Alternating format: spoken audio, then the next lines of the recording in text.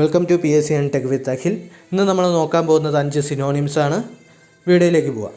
First word abrogate. Abrogate എന്ന് പറഞ്ഞു കഴിഞ്ഞാൽ അതിൻ്റെ സിനോണിം അനൽ എന്നാണ്.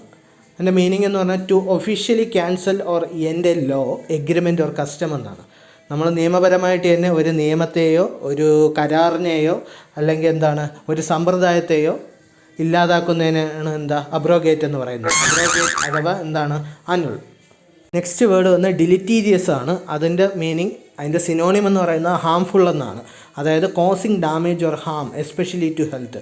നമ്മുടെ ആരോഗ്യത്തിന് ഹാനികരമായ, ദോഷകരമായ എന്നൊക്കെയാണ് അതിൻ്റെ ഒരു മീനിങ് എന്ന് പറയുന്നത്. ഡിലിറ്റീരിയസ് അഥവാ ഹാംഫുൾ എന്നാണ്. നെക്സ്റ്റ് വേർഡ് എന്ന് പറയുന്നത് ഇംപെക്കബിൾ. ഇംപെക്കബിൾ എന്ന് പറഞ്ഞു കഴിഞ്ഞാൽ കുറ്റരഹിതമായ എന്നാണ്.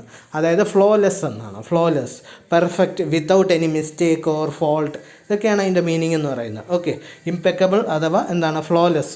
അടുത്ത വേർഡ് എന്ന് പറയുന്നത് എനിഗ്മ. എനിഗ്മ അഥവാ മിസ്റ്ററി എന്നാണ്. അതായത് രഹസ്യം, something or someone that is puzzling, mysterious or difficult to understand or explain എന്നാണ്. അതായത് എന്തെങ്കിലും മനസ്സിലാക്കാൻ ബുദ്ധിമുട്ടുള്ള അല്ലെങ്കിൽ എന്തെങ്കിലും വിശദീകരിക്കാൻ ബുദ്ധിമുട്ടുള്ള, അങ്ങനെ നിഗൂഢമായിട്ടുള്ളത്, രഹസ്യമായിട്ടുള്ളത്, ഇതൊക്കെയാണ് എനിഗ്മയുടെ മീനിങ് എന്ന് പറയുന്നത്.